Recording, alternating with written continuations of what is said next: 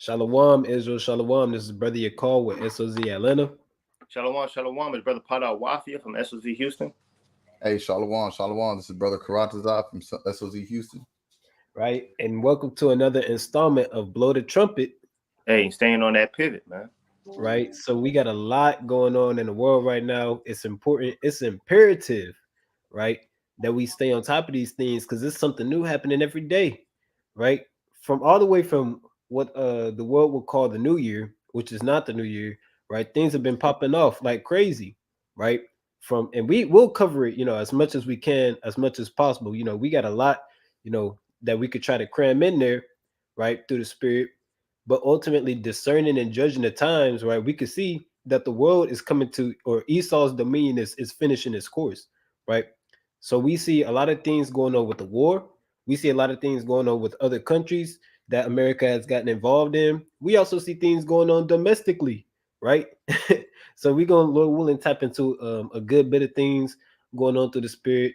But if a brother can I get, of course, Colossians 3 and 17, the classic precept?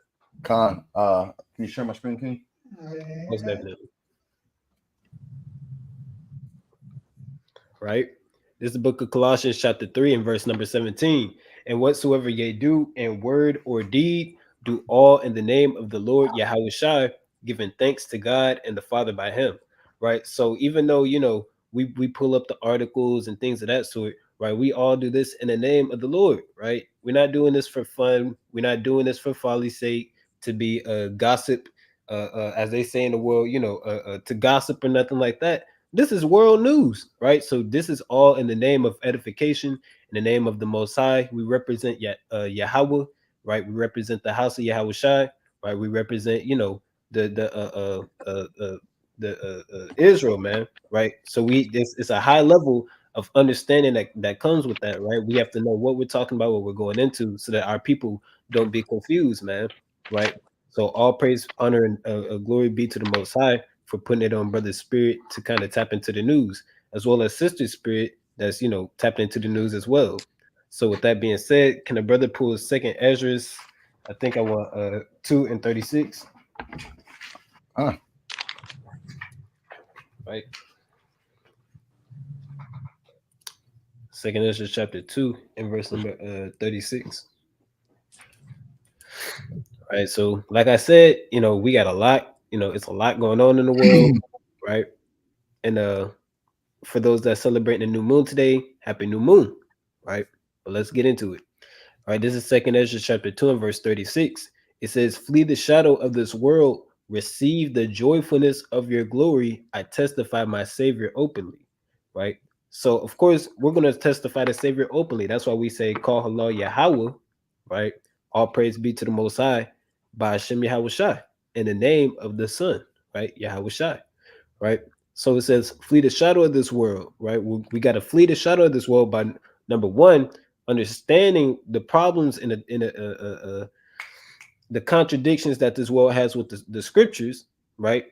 And number two, right, understanding and receiving, right, the law, statutes, and commandments so that our understanding could be open, right?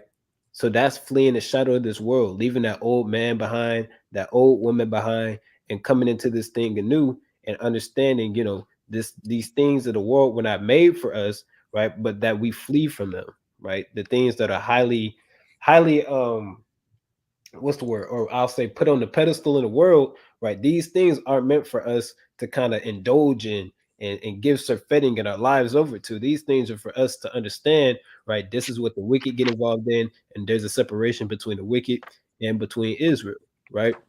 So with that, anybody got any points before we go into the first article?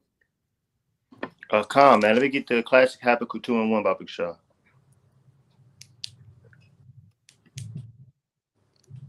You want me to read it for you, King? Please, if you could. This is the book of Habakkuk 2 and verse 1. I will stand upon my watch and set me upon the tower and will watch to see what he will say unto me and what I shall answer when I am reproved. Right, we bring this scripture out every time, man, because what? It's true. Right? Hey, this is what the Lord has commanded, man, for everybody to be on their pivot, man. Everybody to be circumspect and watch what the hell is going on, man. Because at any appointed time, the Lord is going to tell you in one day, in a blink of an eye, hey, get up and leave the land of Uz, man. Hey, leave wherever you are and go into the wilderness to the north, man. Or go into the wilderness to the south. Matter of fact, go into the mountains to the west, man. So we all got to deal and paying attention to the things that's going on in the earth, because there's a lot. So much that, hey, us three brothers are not the only ones that's able to cover everything, man. We shouldn't be your only way of news. So you should also be looking on Instagrams, looking on end time headlines and other websites and medias, man. So hey, let's all work together to what? Stay on our watch, man, and stay on that tower and see what the Lord is speaking through his words, man, through his prophecies and through what he's doing in the earth, man. But that's it. Salakia. That's a beautiful point, Kings. Y'all are bringing it out, the true edification and the true sincerity and concern for our people, right? And that's what we're doing in these last days. I'm gonna bring out the book of 2 Maccabees 7:6, and it says, "The Lord God looketh upon us, and in truth have comfort in us, as Moses in his psalm, which witness to their faces declared, saying, and he shall be comforted in his servants." So what gotta understand is the Lord's always looking upon us, man. He's always looking at us to make sure that, you know what, hey, that we put our faith and trust into him in all forms of fashion, just like in the days of old. Like in Moses, when he was singing these songs, man, to our people, he was trying to encourage them to lift their spirits to, hey, stay diligent and faithfully obedient to the Most High God. And you can see that there's been a witness. So there's not going to be a time where in the future you see that, you know what, you're befalling these things are befalling you. And if you watched and it was keeping up to what we got going on, that there's going to be a witness to their face. You're going to know. You know what I mean? And if you really believe in the word and you can see and, see what's really going on, you're going to be comforted in his servants that are bringing out this information, because you know it's just like the days of old when Moses was trying to bring forth the children of Israel to be obedient to the Lord, to watch out for the things that the Lord wanted to make sure that we are aware of. It's the same thing that we're trying to do for our people and bring y'all the end time headline news. And I'll yield with that. God, all praises. So with that being said, great points. We can move on to the first article through the spirit. Right. So as you can see, right, it's a lot of things going on. And this is a real quick article, right? But it says weird natural phenomenon in Saudi Arabia's empty quarter desert, right? And as you can see, it says the footage below shows hail. This happened November 2015. However, right, January 1st, it was another one, right? So like, right. But we could play that footage real quick just to give a show. Fair use. Fair use. Man, that's disgusting, man.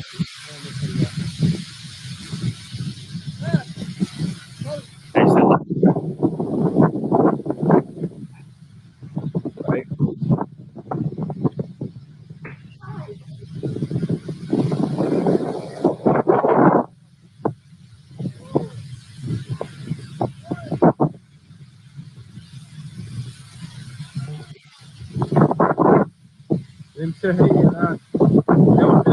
That's all hail. You say what, King?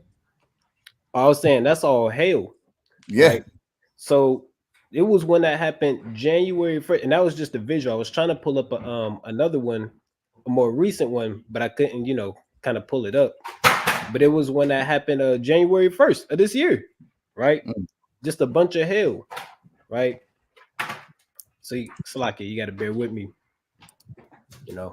I'm not a tech guru or anything, but as a visual, it looked worse than that, right?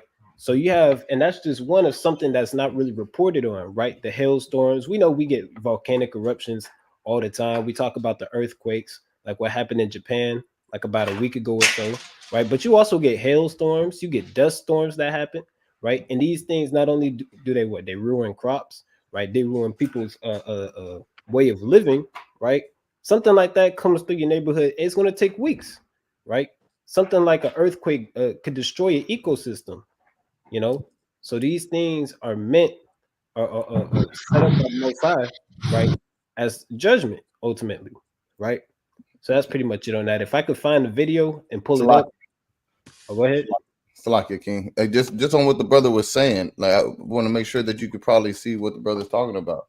This is recently, man. It says billions of stones hit Saudi Arabia.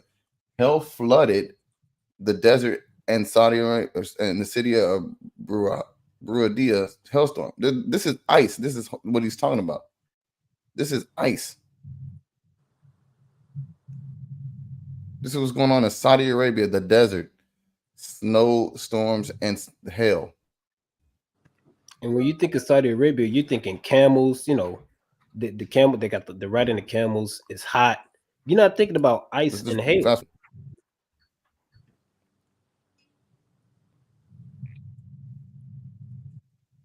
See this? This is what's going on. This is at a biblical proportion. They're saying this is just insane. But based off what you just said, I got a precept I would love to pull. If you don't mind, I want to pull the book of Exodus 9 and 25.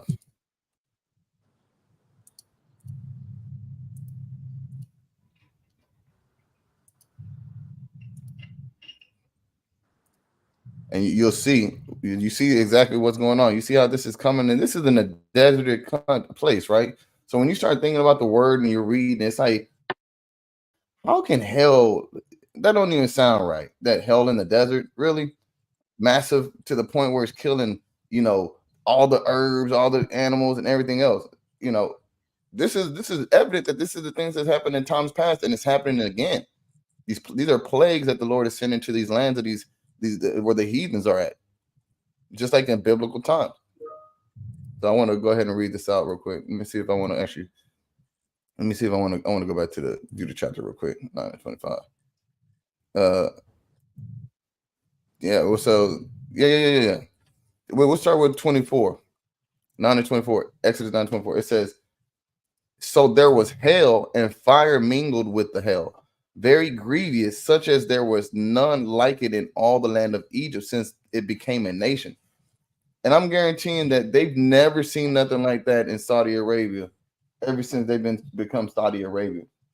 You understand? And these are the plagues and the strength that the Lord befalls to confound men in these lands that are being abominable and being judged by their things that they've done against the children of Israel. This is basically in the same region of the earth. Saudi Arabia, Israel, all in that Middle East. Don't they say that's what they say? But the point is, and the hail smote throughout all the land of Egypt, all that was in the field, both man and beast, and the hail smote every herb of the field and break every tree of the field. And that's what's going on right now. There's nothing that they can utilize out there. All their crops are ruined. They had any livestock, I guarantee you, those livestock animals, those camels, those sheep, those goats, they're dead. They're not going to withstand that. They're not built for that. That's not their terrain. They actually are built for the opposite. So the Lord brought the most unexpected pestilence to the land, what would guarantee that it would shock the land into a desolation, man. And I just want to add that point right there. King, you can take it. Anybody want to add some other points? Con, let me get in there real quick. Can you give me the book of Sirach 36 and verse 5, Baba Kishah? I'm gonna make it quick.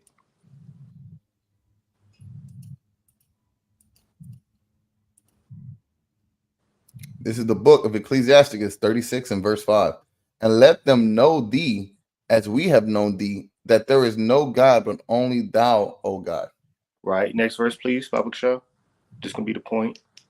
Show new signs and make other strange wonders. Glory thy hand and thy right arm, that they may set forth thy wondrous works. You see that? It says, show new signs and make other strange wonders, man. Hey, that's a strange wonder, man. The Lord took the desert and made it pretty much an Iceland and have it rivers of ice, man. That happens over there in the north, man. In the Antarctics, in the Canadas, man. But now we happening in the desert. That's a strange wonder, man. Right. So the Lord, he got strange wonders going on in the earth, man. To show his power, to show his might, to show what? He's gonna start showing his right hand, man. Hey, and that's a mighty hand. All right, that's it. Huh. God, that's right. So with that, and real quick, these they're not equipped for that type of weather. You gotta understand when a natural disaster like that occurs, a lot of times certain people that's living there that just kind of live there, they go through the motions, they go to work, come home, feed the family. They're not really equipped for that, right? Huh. So that could really mess up your whole house. And that's again, that's judgment from the Lord. Hey, Salakia, man. In Texas, when it froze, I want to say last year, maybe a year after that, man. 2 years. Huh? 2 years ago. You talking That about? was 2 years ago. Hey, Yeah. man, it froze out here. All of Houston was dang there shut down, man. Nobody was going into work, right? You couldn't get water, right? The whole plants had shut down. It was all hell on earth, man. Let alone out there. I know this hell going on out there, man. Nobody's going to work, kind of stuck in the house with their kids all day. And Ishmael's a wild man, man. Probably got some acid in there, throwing them at his kids, man. Chasing them around with damn tree limbs. Say, if y'all don't listen, I'm gonna throw you outside in the backyard with the lion. Let the Dang. lion eat, like the lion deal with y'all, man. Hey, you don't never know what's going on, man. And I'm gonna add this with that point, King. Think about what you just said. When the city of Houston was hit with that unexpected snow event or cold front, right? It shut down the complete infrastructure. And you got to understand, like, we're not a third world country. We're not very limited. It's not like we have a lot of infrastructure that's compromised. We have in this land that we live in, we have city code ordinances. You have to have buildings up to a certain par. If it's not, then you can't even inhabit it. But a lot of them, they had makeshift houses, man. You understand? They don't have proper insulation that forego, like, we were freezing to death. I'm literally inside my apartment when I was in that apartment before I got my new place. It was brand new construction, so to speak, right? But it's 20 degrees, 15 degrees in the house because there's no electricity, there's no Mm-hmm. water, the pipes are frozen, so you can't drink no water, can't even use a toilet, it's froze through. So now you got no access to just using the normal humanity, normal human stuff like bathroom, washing up, drinking. You're almost getting a stage of hypothermia because there's no insulation. And then they have none of that. Imagine that. Look at the houses they live in. You know what I mean? They literally live in clay houses. A lot of the places that are out there. You have a more of a built up area. There's a rich part of Saudi Arabia. Don't get me wrong, but a lot of it is undeveloped. You understand? And those Hey, people are the ones dealing with that are probably going to die in that situation. hey, But Salaki, and real quick, man. I've been seeing a lot in the news that there's going to be some Arctic air coming in real soon, man. So that might happen again this year. hey, go outside, brother. You're gonna feel it. It's already blown into Houston. See that? It's already here. But needless to say, this is like the weather, events that we show forth that the Lord's hand is making his hand just swiping over the earth, just very, very very obviously, if you have the eyes to see and the spirit to understand, but like the brother said, I think that he wanted to go into the next topic. So I'm gonna go ahead and bring that out for you, brothers. Is that we good with that? Yeah, huh? All right. So all praise to the Most High that He's judging the earth and He's bringing down our enemies, and we're being able to witness it and smile, something our forefathers were never able to do. And thank the Lord for the internet, so we can see it from any place in the earth in the comfort of the Lord, man. All right. So the next article was, this is the weird natural phenomenon. So we're gonna go ahead and cross that out. Wow. Now we're back. We're coming back from across the earth. We're no longer in Saudi Arabia. We're coming back to the territory of Babylon. Let's see what's going on in the tumultuous Babylon. Recently, there was 215 bodies known to the police found in unmarked graves behind jail in Jackson, Mississippi, man. That's 215, and I'm pretty sure that the Lord said what? Let's bring it out in Isaiah 42 and 22, because this is something that we can't pay attention, a lack of attention, to think, oh, unmarked graves. We don't know who those people are. We know who those people are. We definitely know who those people are. Huh. Because what did the Lord say? He told us today. He said in Isaiah 42 and 22, but this is a people robbed and spoiled. They are all of them snared in holes, and they are hid in prison houses. What does this article literally just say? Unmarked graves, meaning they're hidden bodies. They didn't declare who it is. They hid the identity of them and just threw them in a grave behind the jail where nobody knew. But the Lord said, we're those people that are hidden in prison houses. They are all for a prey, and none delivered, for a spoil, and none saith restored. And I'm pretty sure that if you know anything about the prison system in this country, this is the largest. There's no in this place, Babylon. There's more people locked up in Babylon than the combined total of the rest of the world. Do you know that?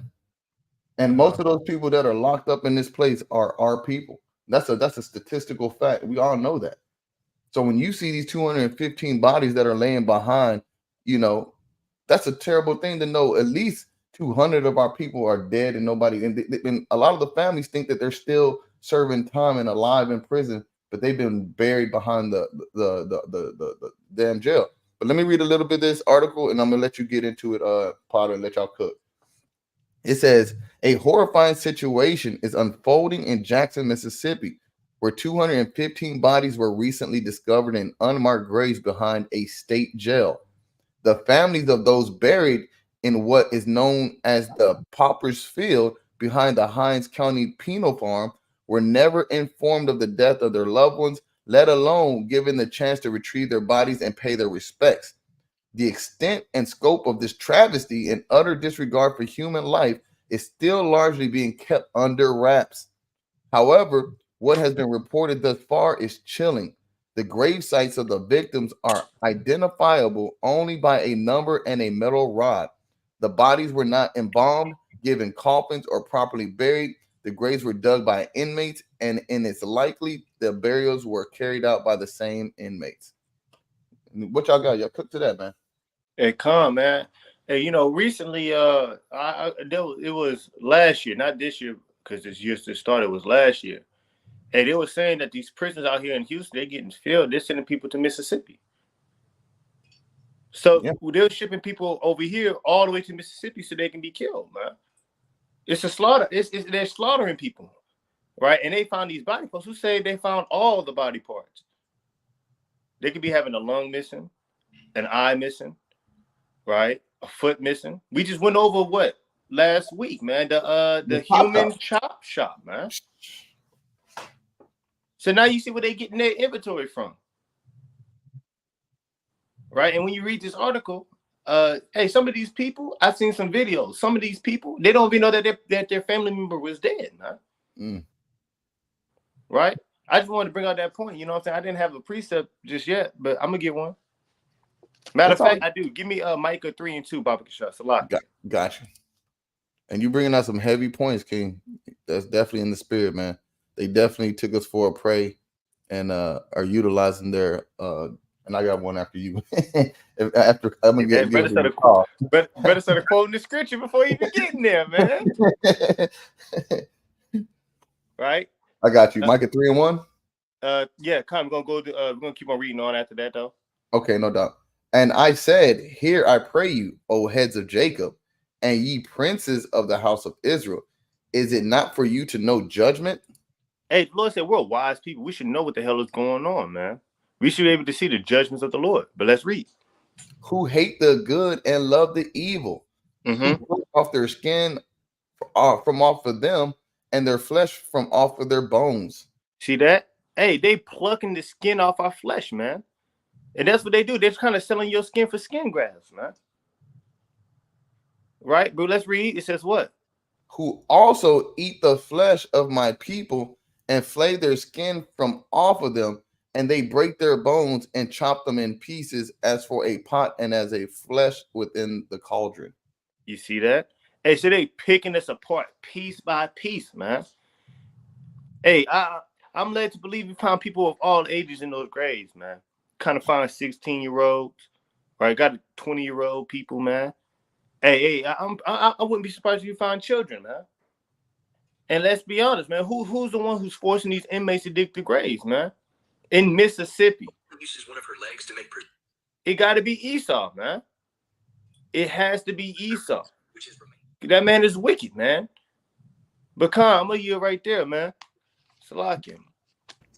Khan. Like you was saying, right? That human chop shop, hey, they who knows what could be going on? They could be harvesting organs, then kind of dumping off, the unsavory parts into the grave, man. Right? I got a piece of give me a Psalms chapter 10 and verse 8, Baba Kasha. Because it's a lot of things that's done in secret, that the ordinary man, right, is not just is just not gonna understand, you know. Psalms chapter 10 and verse number 8, and it reads, He sitteth in the lurking places of the villages, in the secret places doeth he murder the innocent. His eyes are privately set against the poor. Right? And who's the poor? We already know who the poor is, right? Us in the prison houses, right? His eyes are privily set against them. Because being in prison just wasn't enough, you know. Being in prison, serving a sentence just wasn't enough. Not seeing daylight, right, or proper daylight, right, not getting to talk to your family, your kids. That's just not enough, right?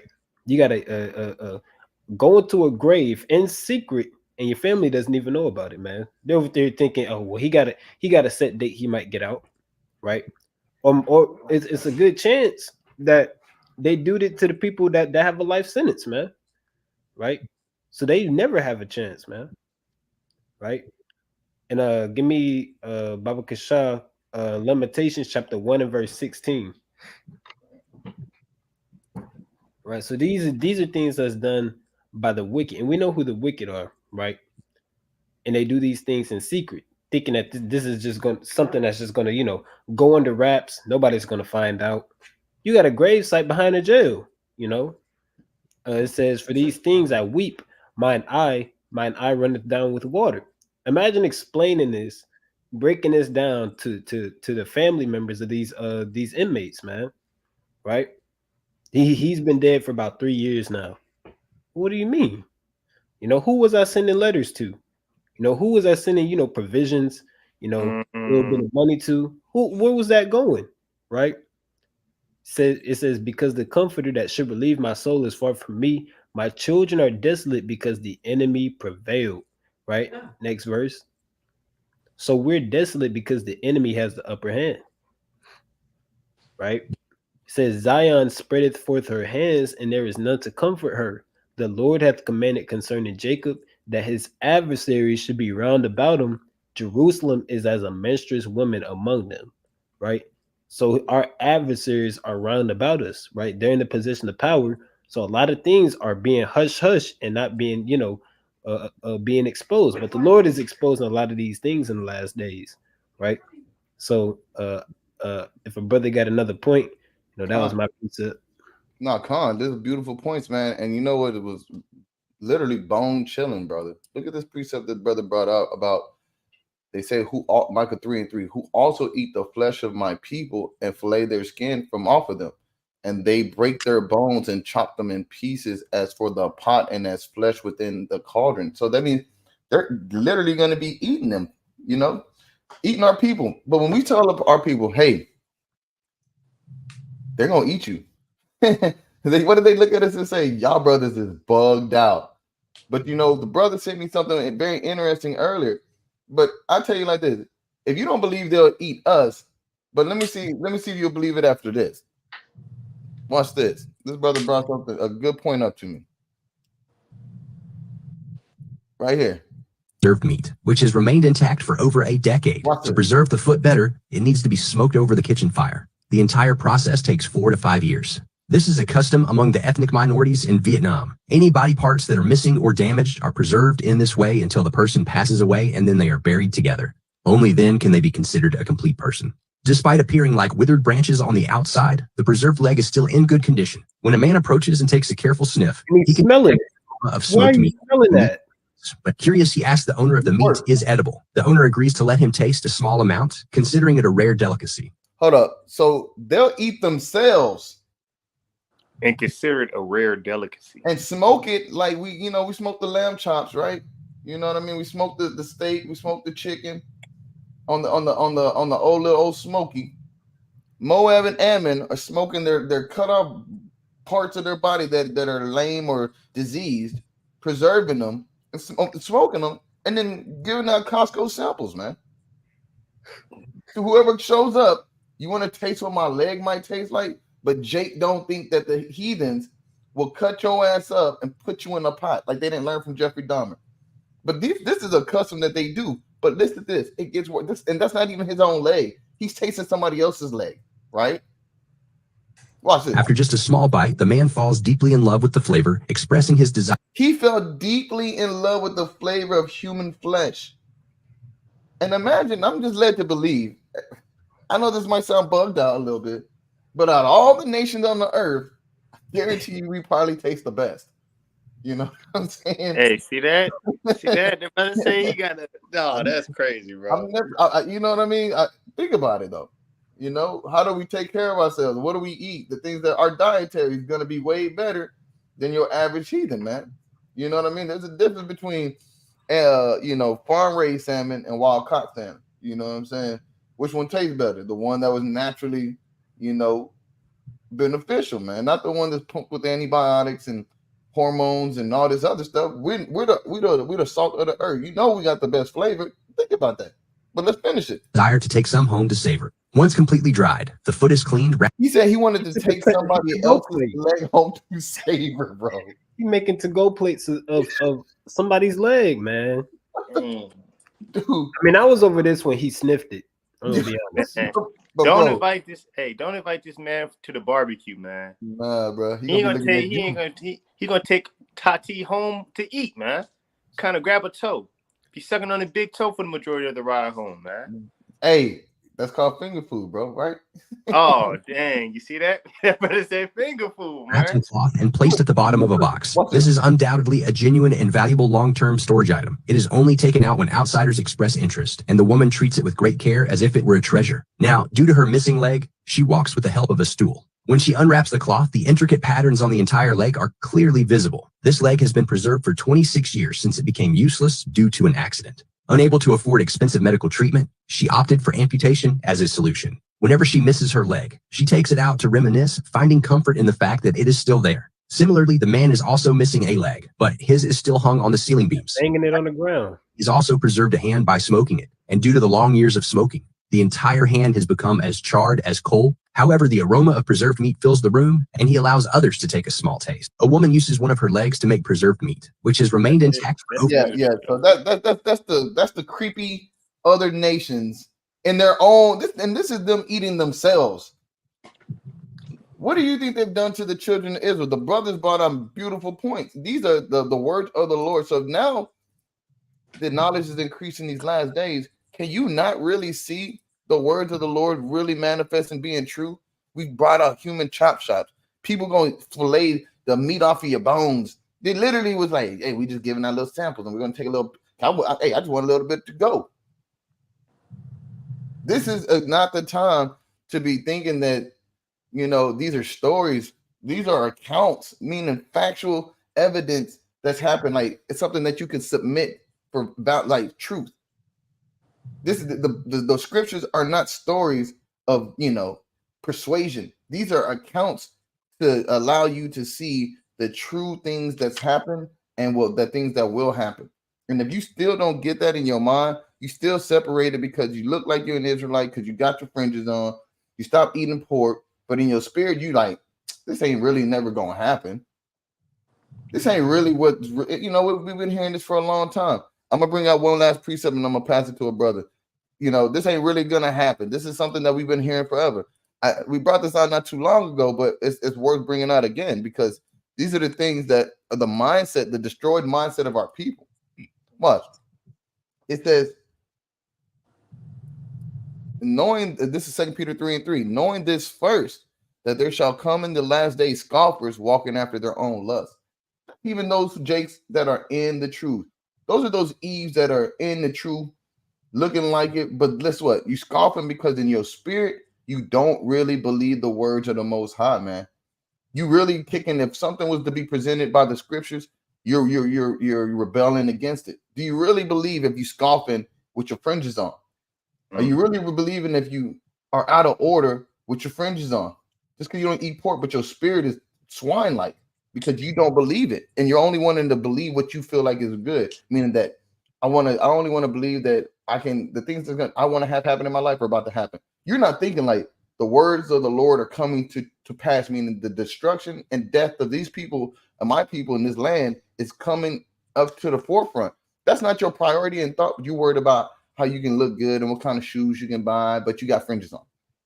You're scoffing in your spirit. You don't even realize it because your mind isn't on the things of what the Lord said, because of what? And saying, where is the promise of his coming? Because you don't think Yahweh Shah's coming back anytime soon, man. You think those are stories of what happened back in the day. You don't believe those are factual accounts. For since the fathers fell asleep from back in the day, from our old forefathers passed away already, all things continue as they were from the beginning of creation, acting like nothing's going to happen. Just as long as they've been alive back then and they did, ain't nothing ever happened. It's continuing, and they act like that's going to continue forever because they just want us to believe these stories. Because you don't really believe that the Lord's coming back, man. You don't believe it. For this, they willingly are ignorant of, that by the word of God, the heavens were of old and the earth standing out of the water and in the water. Because they're ignorant to the fact of what the Lord already created from the beginning. If there's a beginning, there got to be an ending. And you acting like that's not there. That's why you're a scoffer. That's why you don't trust, and you're taking the fault, man. You got a good group you belong to, but your spirit doesn't really believe the words of the Lord because you believe these stories are just stories that you were heard. And as long as you do what you need to, you're going to fit in and you're going to have friends. You're going to have an inner circle, but your spirit is still of the world because you don't believe the words that destruction is coming to this land. And I'll yield with that. Anybody got anything else to add? Or we going to move on to the next topic? You hit it. Yeah, that next topic, man. Okay. All right.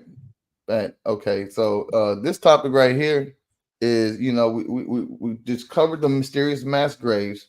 You know what I mean? Brothers brought out some very mighty points on that, man. Beautiful. You understand how they consider the Israelites a delicacy, man. Just like they like that escargot, they like those Negroes. You know what I'm saying? Like See that's that? See that? Hey. Matter of fact, I don't know, Salakia. I know we just got done with it. But a lot of the times, man, when they was transporting us on those slave ships, they didn't have cargo to eat, so they ate us, man. Damn. See that? A lot of people don't know that. Now they do. Now they gonna learn. You're gonna learn today. So, next topic for us is, we already covered up the atrocities of how they're killing us, hiding about the deaths. Now we're gonna go into the U.S., Babylon, and the war. And we already know what the war is, man. The war is going to be the salvation and restoration of Israel, man. And the crazy thing is, if you look at this image on the screen, this is from May 20th, 2019. So almost 4 years ago? Almost 5 years ago, huh? Almost? Yeah, it's 2024. That's 5 years. Just about 5 years ago, right? Esau was telling everybody this war is coming. But guess what? Jake is too worried about J's, PS3s and PS4s. You know what I'm saying? Fortnite and NBA 2K. E want to get down, shake hands on their knees, shaking on their thought stuff. Nobody's understanding that they've been telling us what's going on. But watch this. Let's take a gander and listen to what they've been trying to tell us. You're about to be pulled into a war with Arabs, with the Muslim world. And you're going to be made to believe that something horrible that happened to you was done by the Muslims. But it wasn't done by the Muslims. It was done by a wild card, the Israeli Mossad, that's cunning and ruthless and can carry out attacks on Americans and make it look like Arabs did it. That's the literal definition of a false flag. And you're right that's a false flag. That's not my conspiracy theory. That's the U.S. Army report. The day before, published the day before 9/11. These are classified things, man. You want to call me? That's a U.S. Army report. They warned us. They were telling us what Israel is capable of doing. You see that? Don't they do that to the people who, the Lord can use the heathen to bring forth words of warning? Not saying they're prophets. That's not anything I'm trying to declare or say. But the Lord has brought forth a donkey to bring his words forth. You know what I mean? So the thing is that the Lord has been playing this out, laying it out, plain in sight for a lot of us to see these things, to see how Amalek has been so wicked in what he's been up to on this earth, because his hand in hand is with the daughter of Babylon, man. So Amalek is dealing with Babylon. They're hand in hand. So right now, what do you see? 5 years later, you got the war in Israel versus Gaza, right? But is it only between the Palestinians and the Israeli? No, it's already spreading like, poison in the veins after getting bit by a serpent, man. You got Yemen involved. You got the Houthis involved. You got Iran involved. You got Iraq involved. You got all these brick-related militaries and nations that are at odds. They're the actual definition of being at odds with NATO, which is the support for Israel and Babylon. Now you got the stage set where it's evident. What you got, brother? Bring it up. I need the book of 2nd Ezra 15 and verse 28. And I want brothers to pay attention to everything that's being said here. Brothers, sisters, everybody, children. If y'all on here, pay attention to what's about to be brought out. This is the book of 2nd Ezra, chapter 15, verse 28. Behold, in a horrible vision, and the appearance thereof from the east. Now, this is a vision, a prophecy. Let's read it. Verse 29. Where the nations of the dragons of Arabia shall come the out. Salaki, that's the Muslim countries, right? The people that they say are Muslims, Saudi Arabia, right? Pakistan, all that stuff. Read, Salakia. Shall come out with many chariots, and the multitude of them shall be carried as the wind upon earth, that all they which hear them may fear and tremble. Salakia, hold up. So they say they're gonna be coming with chariots. That's war instruments, man. So when they hear about that war in the Middle East and they see them Muslim countries rising up, read. Also, the Carmanians raging in wrath shall go forth as the wild boars of the wood. Now, the Carmanians are the Iranians, man. So hold up. We got the Saudi Arabia and now we got Iran. Those countries, man. Let's see what these countries are going to do. Let's read. And with great power shall they come and join battle with them, and shall waste a portion of the land of the Assyrians. So the Lord said, hey, look, the dragons of Arabia, right? Those Muslim countries and Iran, they're going to join forces and waste a portion of Assyria, man. And who's known as Assyria? America, the man with power, man. They're going to waste a portion of America, man. That's why you got all these people breaking these bunkers now. Could they see what's going on? Hey, the so-called white man, he's wiser than Daniel, man. He's preparing things, man. That's the script. That's what's going on. They're joining forces. Now this war's about to go on. That's why the white man wants to destroy these countries so bad, man. Right? That's the precept I wanted. That's it right there, King. You can read that one if you want to, but that's it. And then shall the dragons have the upper hand, remembering their nature, and if they shall turn themselves and conspiring together in great power to persecute them. See that? Remembering their nature. They're wild. That they can bomb people with themselves. They're suicide bombers. They're going to remember that old nature, man. Yep. Right? And that's what did now 9/11. That fucked everybody up. But let's read. It says what? Then these shall be troubled, bled, and keep silence through their power and shall flee. Hey, look. That's it, man. That's a prophecy, man. And just going into that, did you have something to add to that, Yakal? Or you want me to hit the actual article for the next one? Just so you can see what's going on. This look at bugged out Esau. Esau always bugged out, man. I'm led to believe they wake up drinking Drano, right? They gotta have some chemical imbalance because they can't even. There's no sense of normalcy with them. But watch, let's see what he said. Breaking news. What you got? Hey man, I watch this dude a lot, Salaki, and he does this for every one of his videos, man. This dude reminds me of Anna Sandler, man. I don't know Adam Sandler. I don't know why. This is the Edomite, bro. But that's I'm sorry, Salaki. Man, you're looking so happy though. Man, hey, see, look, you're wicked, bro.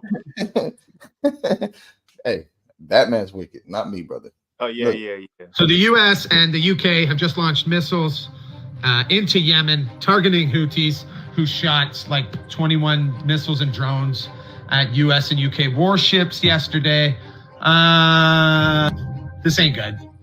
This is another front in World War III. We can keep. Hold on. He said this ain't good, but according to the Lord, he said that's good for us. That's not good for Esau, but that's good for us.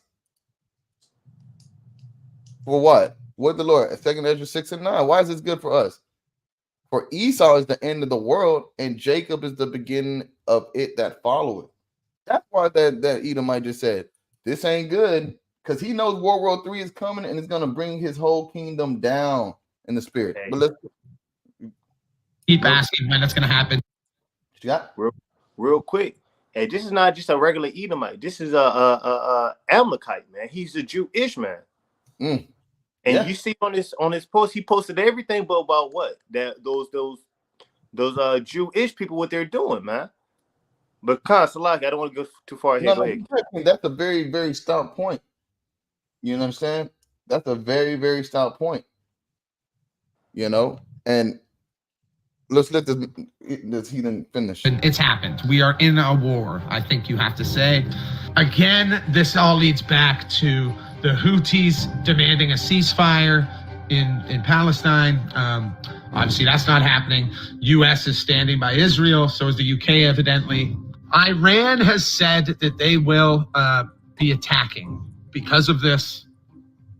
That's not good. Again, what did we just read in 2 Ezra?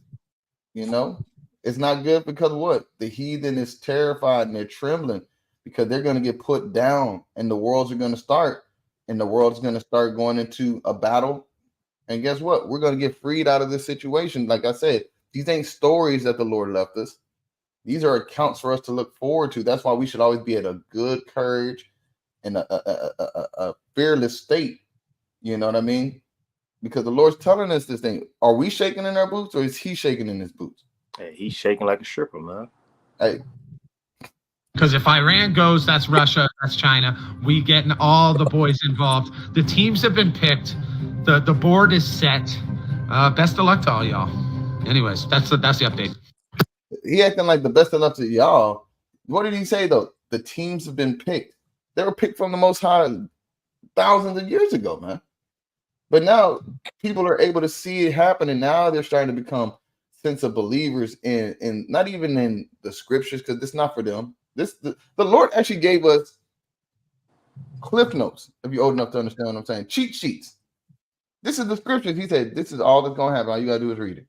And you don't even got to be surprised if it happens. You should actually be able to see it and then prepare for it and actually be ahead of it, because you ain't got to guess. You ain't got to worry about it. Everybody else is watching it unfold, but I gave my secrets to you, Israel. You should be able to just be at peace and at calm. You should be at a patient state, waiting for these things to happen. Because doesn't the Lord say the saints patiently wait? Don't we ask the Lord, how long, Lord, until you avenge the blood of us? He said, don't worry, I got you. Just wait on me and be of good courage. And let me strengthen your spirit. Let me strengthen you, because you should be strengthened by the things that you see, because now you should feel strong that the things that was prophesied are happening, and you know that it's for you. So why are you afraid? Why are you doubting? Why are you not in a place of rejoice? Because you know that the destruction is going to come to the land. But if you do what you need to, and the Lord you've seen has mercy on you, you're going to be saved up out of this treacherous stuff, man. And we all know these Amalekites are so deprived, man, the depraved. So they'll lie to you and then say, you know what, we do all things good. We do all things right. But we already seen that there's Esau telling on Esau, talking about they already planned years ago to do this. This is like a business plan. You know, you make plans, you set the budget, you lay the foundation, you put the money, get the investors. It may take 3 to 5 years to get the plans and the money to get, but then as soon as you break ground, that's when the project starts. That's when you start dropping the bombs. That's when you start destroying the foundation so you can lay something new down and build something up. You know, and these Amalekites lie to you in their face every chance that they get, because they were born speaking lies, man. We all know what Psalms 58:3 say. But let's bring it out. What you got? I said, Khan, no, that was a true statement. They didn't do nothing but lie to you, man. Khan. Let's bring it out. Psalms 58:3 real quick. And then and we're gonna see, because they say that they're the wise and they're the people of the Most High, but the people of the Most High don't operate the way that they operate. They're the people of the low. You dig?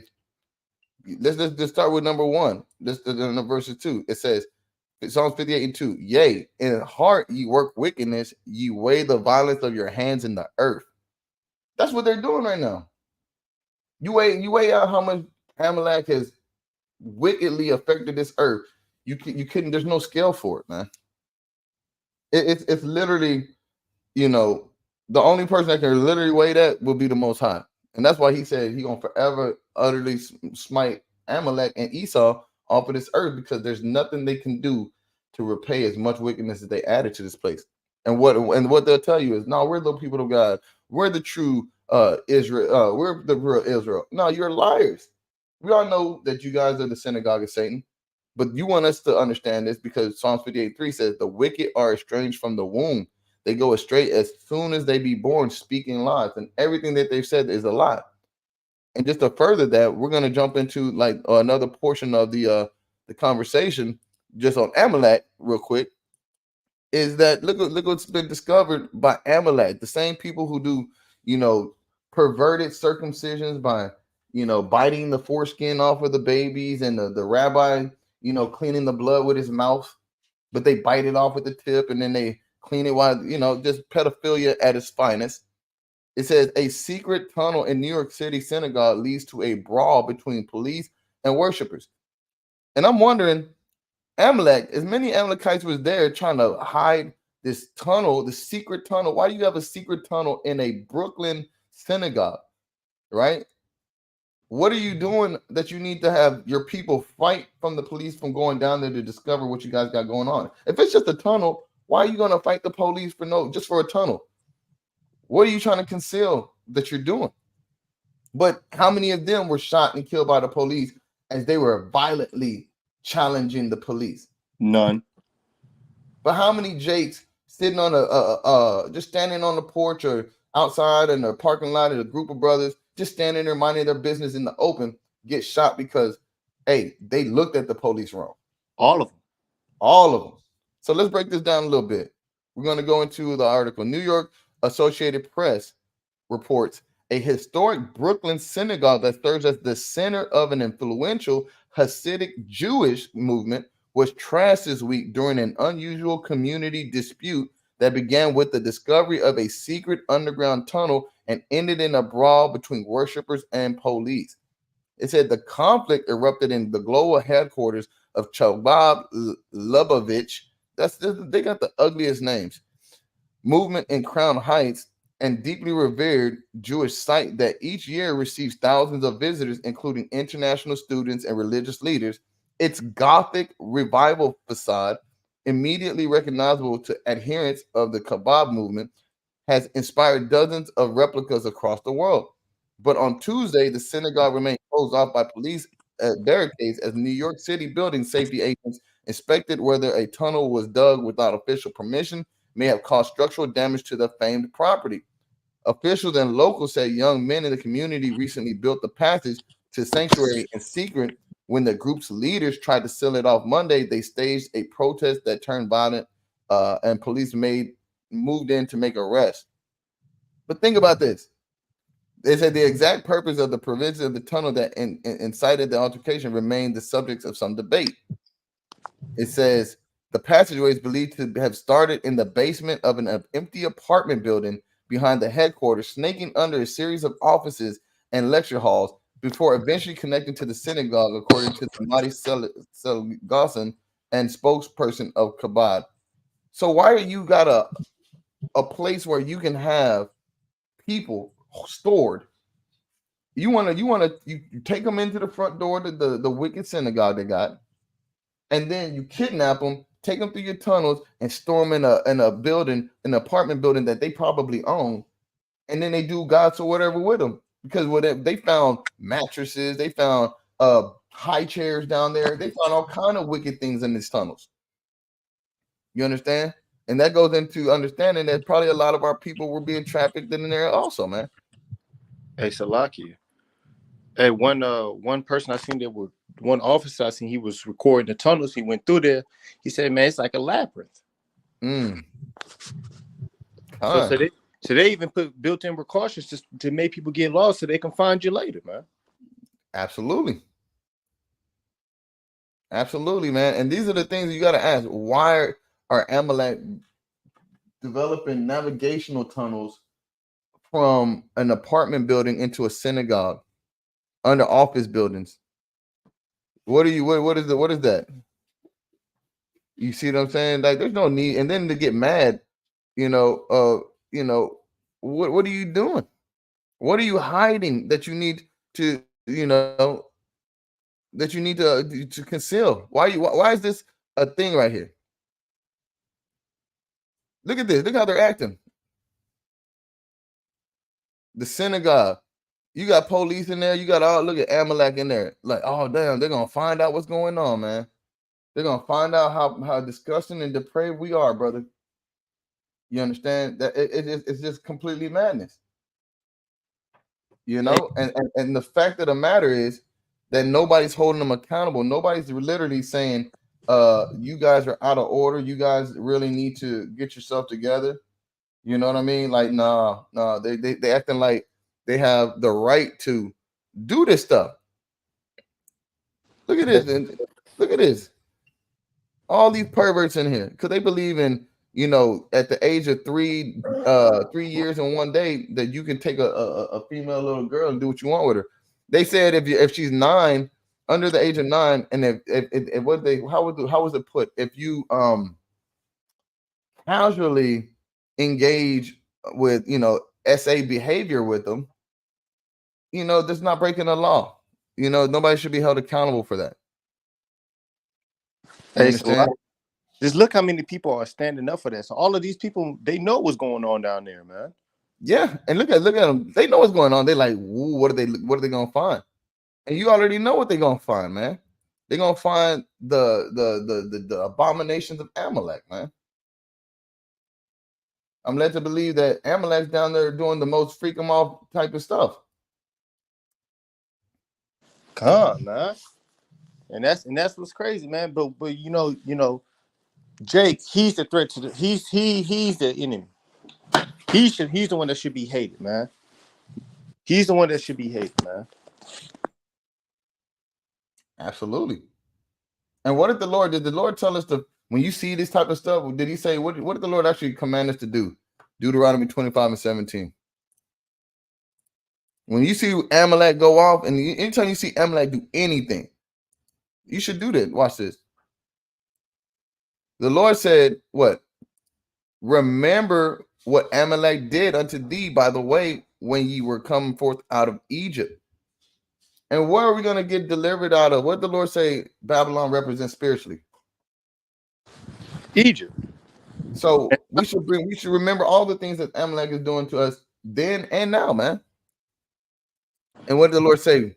How he met thee by the way and smote the hindmost of thee, even all that were feeble behind thee, when thou was faint and weary, and he feared not Yahweh.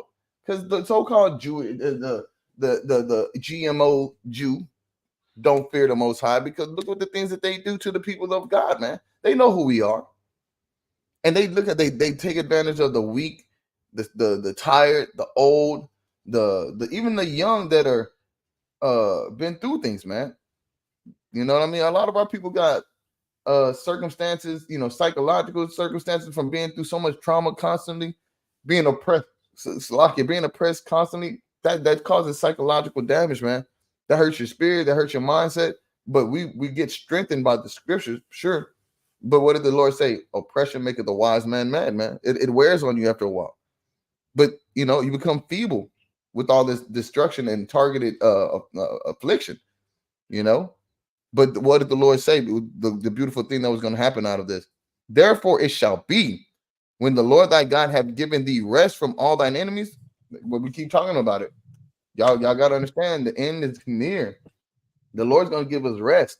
But he said, from the rest from all thine enemies round about, in the land which the Lord thy God giveth thee for an inheritance to possess it, that thou shalt blot out the remembrance of Amalek from under the heaven.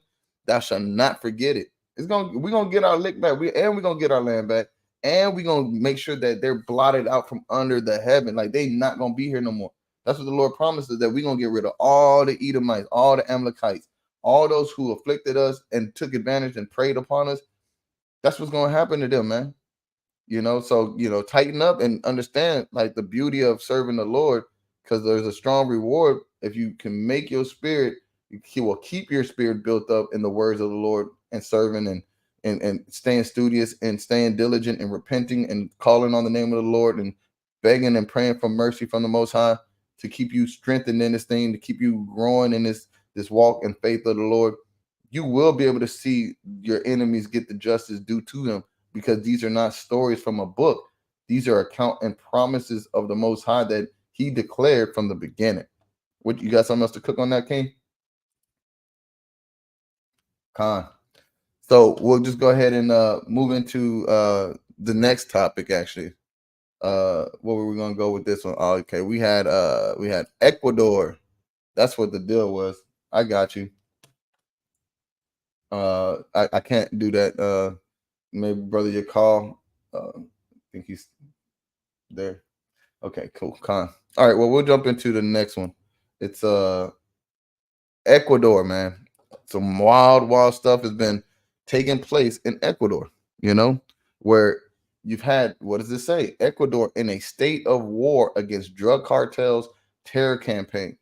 Yeah, and I don't know if anybody's been knowing that. Yeah, definitely the cartel has been in Ecuador, waging war, just like Brazil. Like, you're starting to see a lot of these wars starting in all the countries that we've been scattered in, man.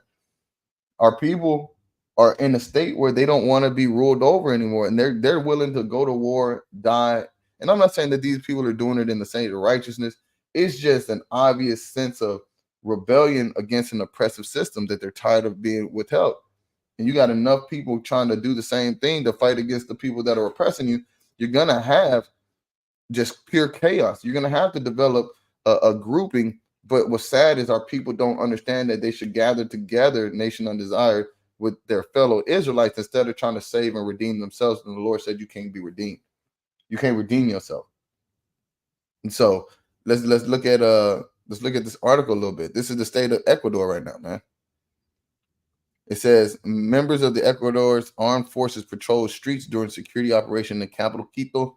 It says, with city streets largely deserted apart from massive military development, Ecuador found itself in a state of war as drug cartels waged a brutal campaign of kidnapping and attacks in response to a government crackdown. So you got some people doing some wicked stuff, saying, hey, man, we're willing to strike at the strength of the government so we can stay in our wickedness. What that brother say in Micah 3:3? He brought this out earlier to us, right? But let's go to 3:2, because 3:2, that's where we at. That's what I wanted. Who hate the good and love the evil, who pluck off their skin from off of them and their flesh from off their bones. So you're going to have in these last days wicked cartel people acting like they're doing something good. You got a wicked government thinking that they're doing something good, but they all believe in everything that's wicked and evil, because they are not in any form or fashion, if you are an Israelite in those situations, keeping the law, statutes, and commandments of the Most High God, man. That's just evident, Any of y'all brothers got something to cook with?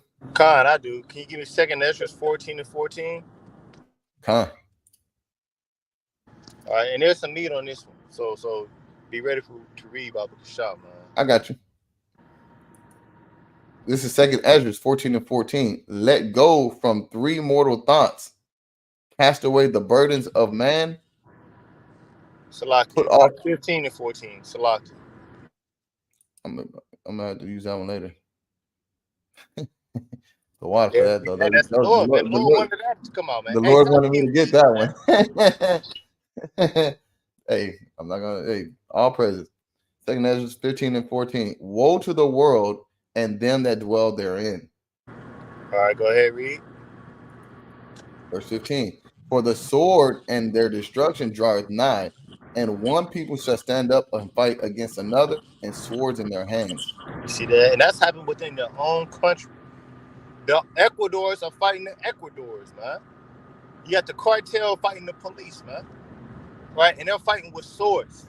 I see videos with them with grenades, right? Molotovs, man, dynamite, right? They're not playing around, man. Let's read. Verse 16. For there shall be sedition among men and invading one another. So like it says sedition. Can you Google that word for me, Baba Kasha? Sedition. Huh. I don't want nobody to think I'm making these words up, man, or I'm just winging it. Right? This is all the works of the Lord. The Lord knows exactly what word to use, man. Read that, Baba Kasha. The definition of sedition: conduct or speech inciting people to rebel against the authority of a state or monarch. Okay, let's look at that. Still similar words, man. Let's see some what's the words, man? It says incitement to riot, rebellion, agitation, rabble rousing. It says incitement to riot, rebellion, man. That's what's going on. The cartel is rebelling against the government, man. Now they're fighting one against another, man. Right? You got more. You got something you want to add, King? Look, and this is a word that most Babylonians or people in Babylon or America can understand. Insurrection. See that? Insurrection. Go ahead. So and then rioting, mutiny. But that's the point, disobedience, civil disorder. These are all these things that are happening in every land that you look, man, from Germany, America, Mexico, Brazil, Ecuador, Ukraine, everywhere in the world, China, everywhere you look, there's seditions of men rioting up, man, with swords in their hands now. And then what are we running? We're rising up with swords in our hand, but who are we trying to kill? Each other, just like everybody else, right? See that? Hey, So that's the word. go ahead. Go ahead, Slocky. No, you go ahead. You was about to build on something, but then we're gonna. No, I was just saying, like that's evident of what the Lord said is being established right now. It's like it's not even a question if those are true things that are gonna hit the land, or we don't know, we really see that or not. Oh, we see it. We see it. We just thought that it was gonna be something small, but because they control the media, they control your mind's narrative. That's how much you don't realize when you stay so tuned into social media or things on the line. You don't understand that they've programmed your thought pattern. You only get excited when you see something come across your screen, and with nothing on your screen, you have nothing in your mind. So are you really in control of your own thoughts as much as you are, or is things of this world, the spirit of Satan actually playing a lot more inside of you, man? Because we stay occupied in the scriptures, so we know what's going on. And when we go in and look into the world, we see the words of the Lord coming true. We're not being navigated through the media. We're looking at the confirmation of the times from the scriptures that we see in the media. There's a difference. Right? There's a difference, man. But let's read more on that, man. Let's continue on, man. Huh. All right. I might cut out for a second because I'm going over a bridge, but let's says what? Read that again for me. Verse 2 Ezra 15 and 16. For there shall be sedition among men and invading one another. They shall not regard their kings nor princes, and the course of their actions shall stand in their power. You see that? So they're gonna do whatever they will, whatever they want to, and they don't give a damn about their presidents, man, about their governor, about their board of directors, man. They don't give a damn no more, right? Read. Verse 17. And a man shall desire to go into a city and shall not be able. And look at this. Look at this on the screen, brother. Can you go into a city when this is blocking you? Hello? Hey, I can hear you, King. I can hear you. Con, go ahead. Yeah, I can hear you. What were you about to say? I said, the scripture said, a man shall desire to go into a city and shall not be able, right?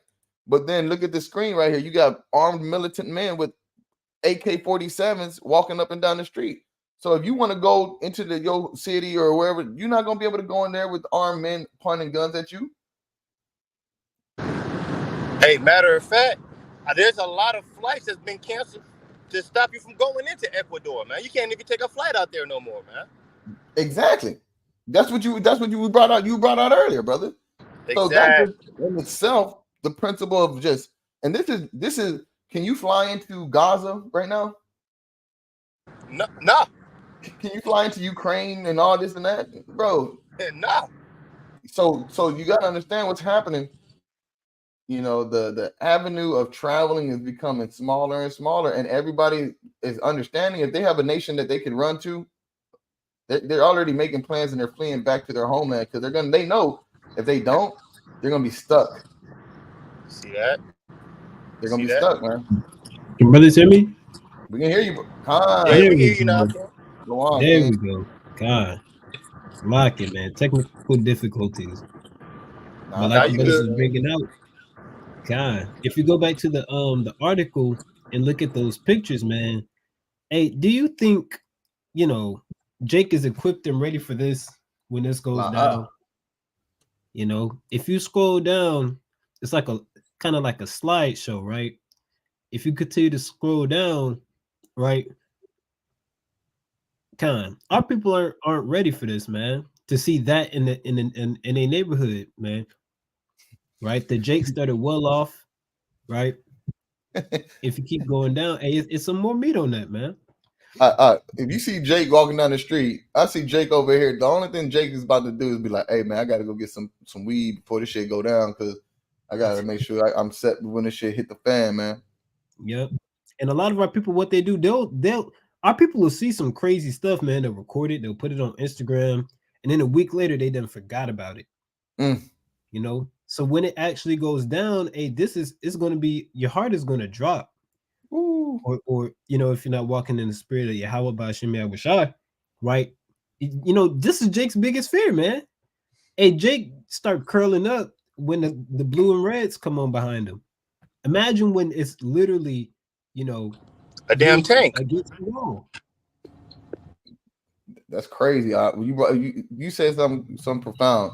Jake gets all squirrely behind the blue and red, right?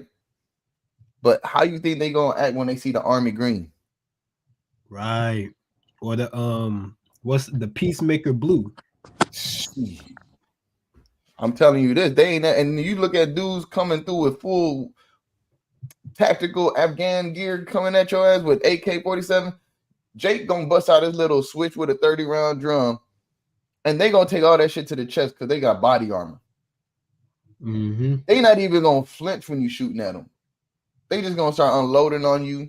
You gonna be screaming for mama, mama, Lord. Shit, all that shit you did don't gonna matter now. They got you hemmed up on the wall. And look, I'm led to believe the one to the far right here, it looks like a woman, man. Yep, Yep. And she's right here with she got the damn, what they call the stick.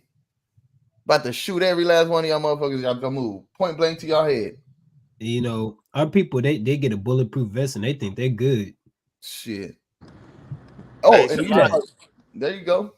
So like we play rock, paper, scissors. You know what I'm saying? The scissors, they beat the paper, the rock beat the scissors, right?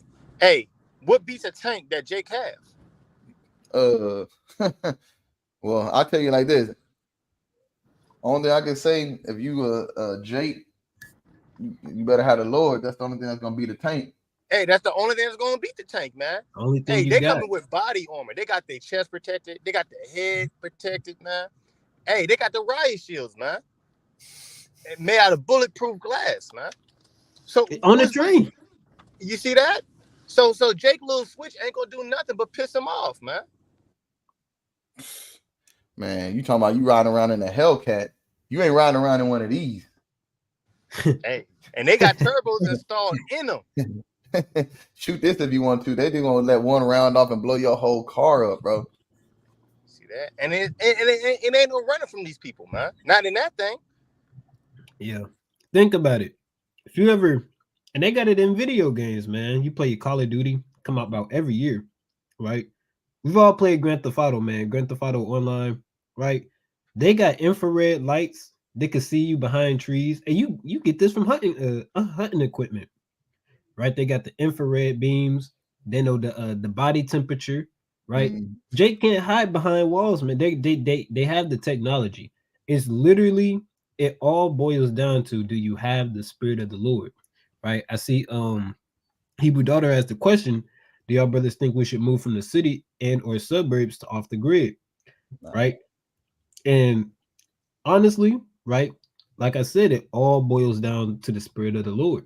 You know, brothers and sisters have testimonies of them having dreams where, it's going down, and the Lord puts it on the spirit of these heathens or whoever comes against us to not even know that we're there. you know I so got a precept for her if you good with that.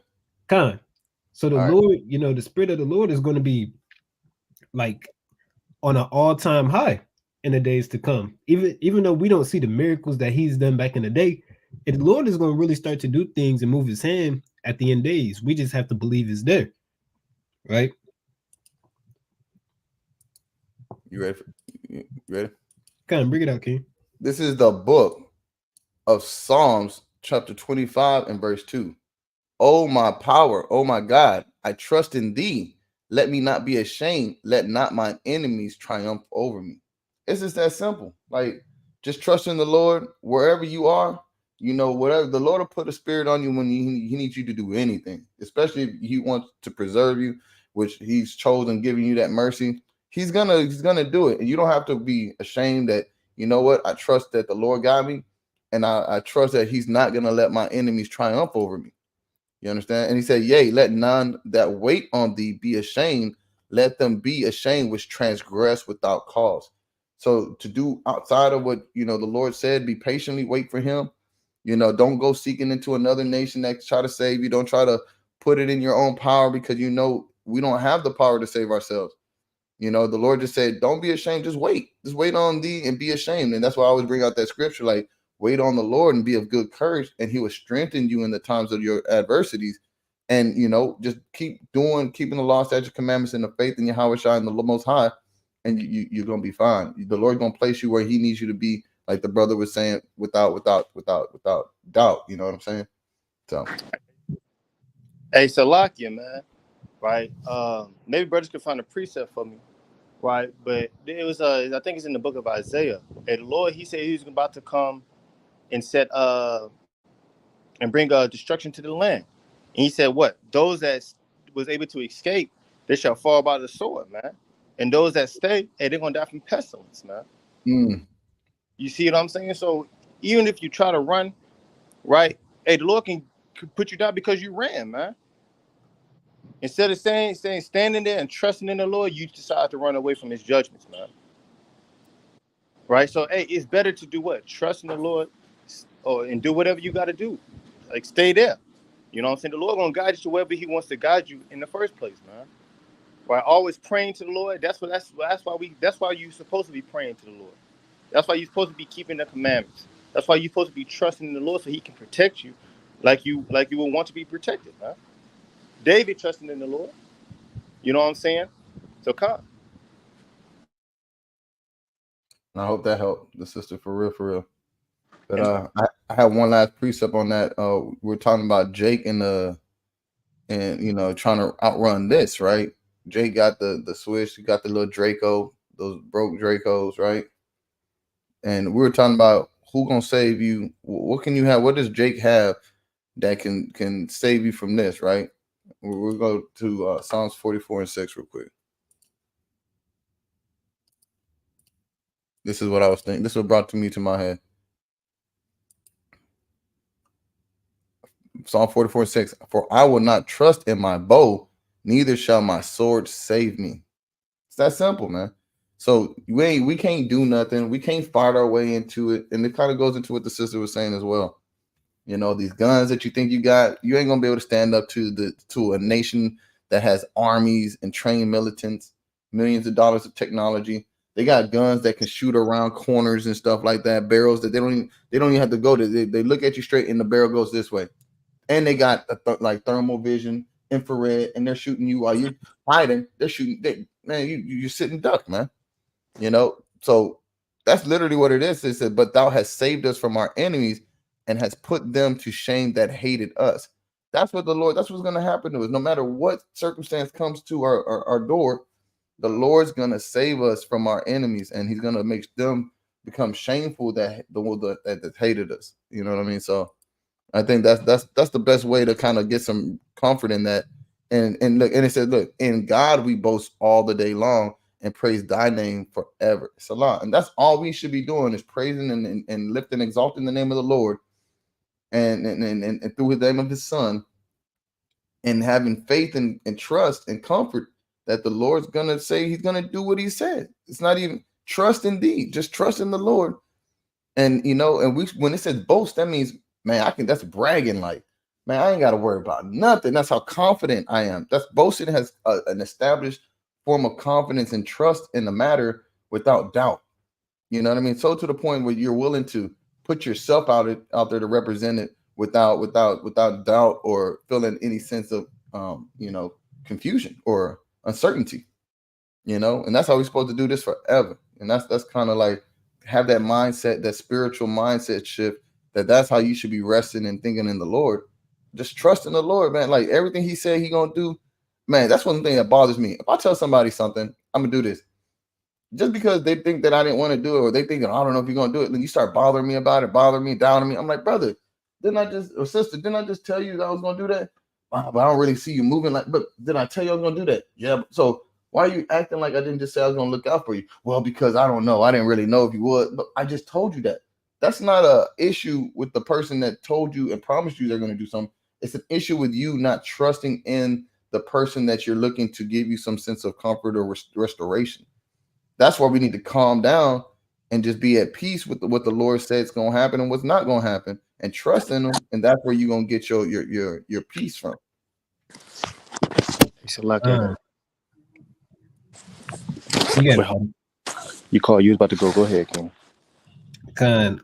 Just real quick, Isaiah chapter 65 and verse 11. Right, because we see out of all the even out of all the streams we did, all the topics we've covered, it's accumulated a lot of things that are going on, right? And if you're in the world, it's a lot of things to be fearful.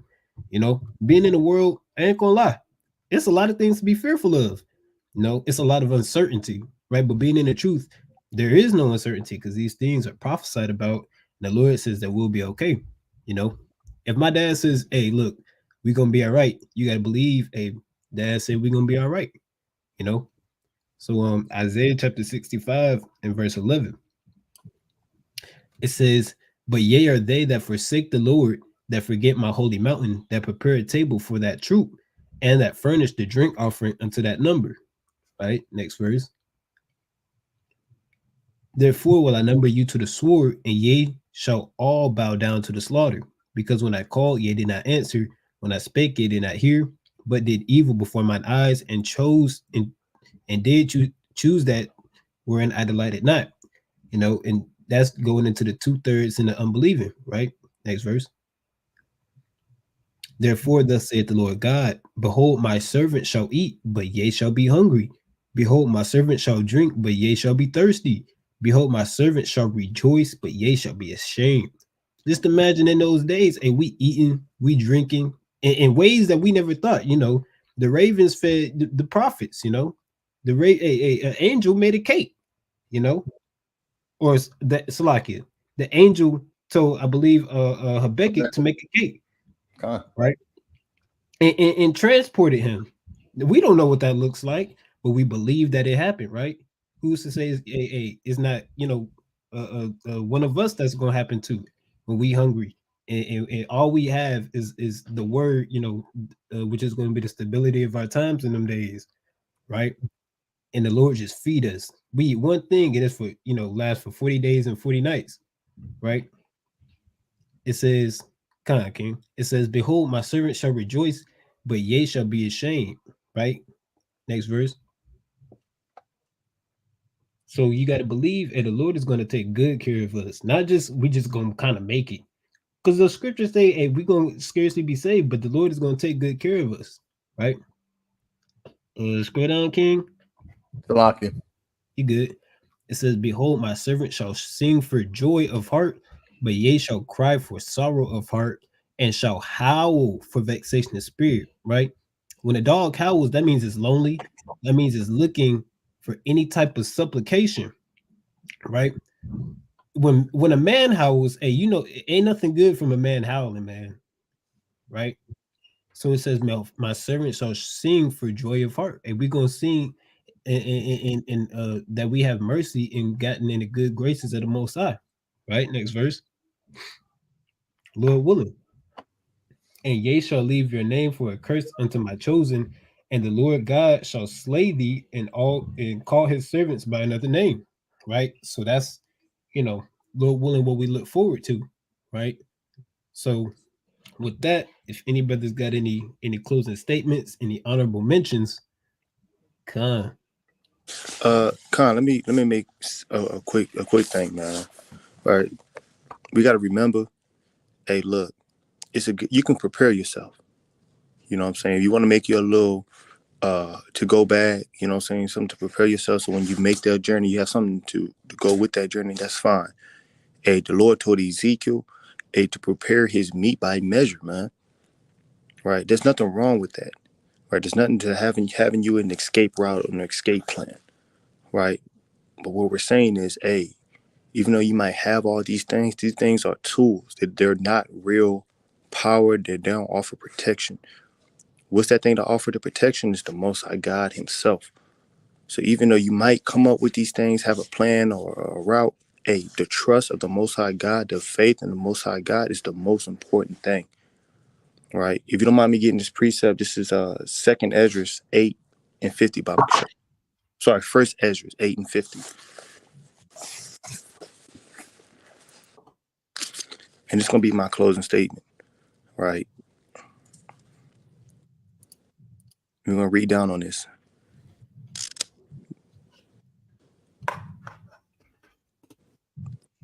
Right. First, you got it. Or want me to read it? Please read it.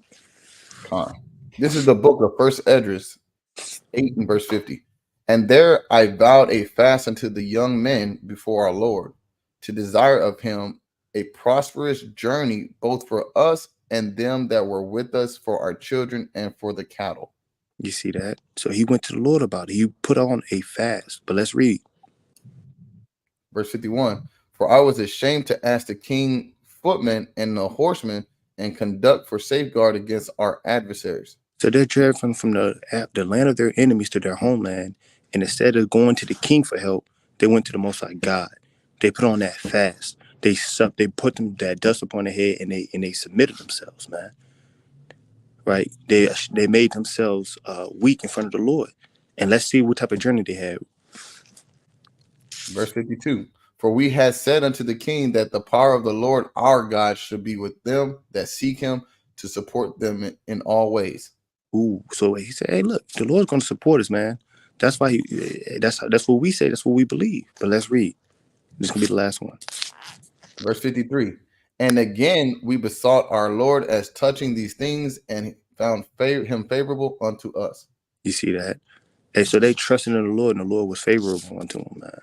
So in these last days, although we hear all these wars going on, we hear about missiles, we hear about these famines, we hear about our people being killed, destroyed, man. That trust in the Lord, that besought in the Lord is going to give us favor in his sight, and ultimately us being preserved, man. That's what I have to say. Khan. All praises, brother. And I'm gonna grab two precepts on this real quick. We're just gonna hit it with the Psalms 56 and 11. Salakia.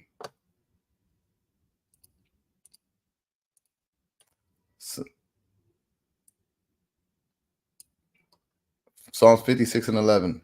In Yahweh have I put my trust. I will not be afraid what man can do unto me.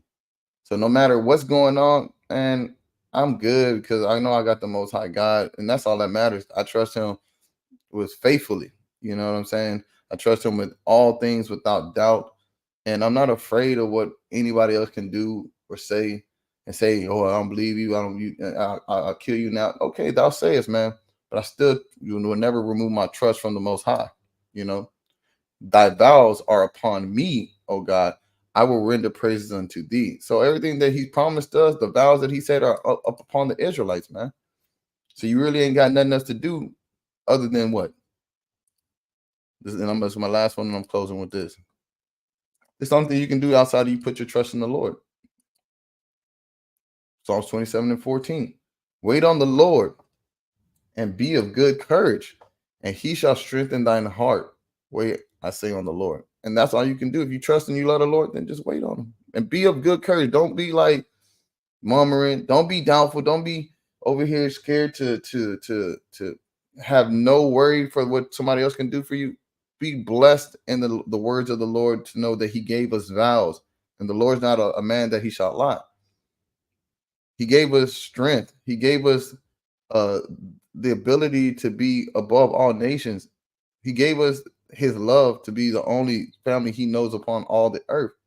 And all we got to do is literally love the Lord by keeping his law, statutes, and commandments, and having faith by what? Being of a good courage and waiting and believing the words and the vows that he said. And if we do that, there's nothing no man can do against us, because we got the true living God, Yahweh, Bahashem Yahweh Shai. And with that, Shalom. God, I got one more precept. What you got? Psalm chapter 118 and verse number 8. God, and fire precept. Hey, brothers is bringing out the edification, man. Right? Psalms 118 and 8. It is better to trust in the Lord than to put confidence in man. Right? Next verse. It is better to trust in the Lord than to put confidence in princes. Right? So, like our people, they put their confidence in who? These governors, these politicians say, and this is our people in the world. You know, they put their trust in the next elected official, and it is better to trust in the Lord than above all this, right? So all praise be to the Most High, right? And we could get the brothers' precept, right? Proverbs 29:2. Let's get it. Because like the brothers was going into, it's a beautiful thing to have our people think upon what the Lord says. Obedience is better than sacrifice, right? So to be able to obey the Lord, that's correct, right? To be able to obey the Lord, right, and to put your trust wholeheartedly in him, that's exactly what he wants, right? It says, when the righteous are in authority, the people rejoice, but when the wicked beareth rule, the people mourn, right? So like the brother had brought out, or brothers was bringing out, right? It's a beautiful thing when we turn back to the Lord, because that's when our power starts to come back to us, and you can feel it. That spirit start building up, right? You start feeling mightier in the truth, right? You feel like you could do anything, right? So how much more when the Lord he amps up the spirit on the 10,000 to have us endure, So with that, right? All praise be to the Most High, right? Beautiful edification going out, and endure Yasharella, Kwam Yasharella. Kwam Yasharella. Shalom. Kwame. Shalom.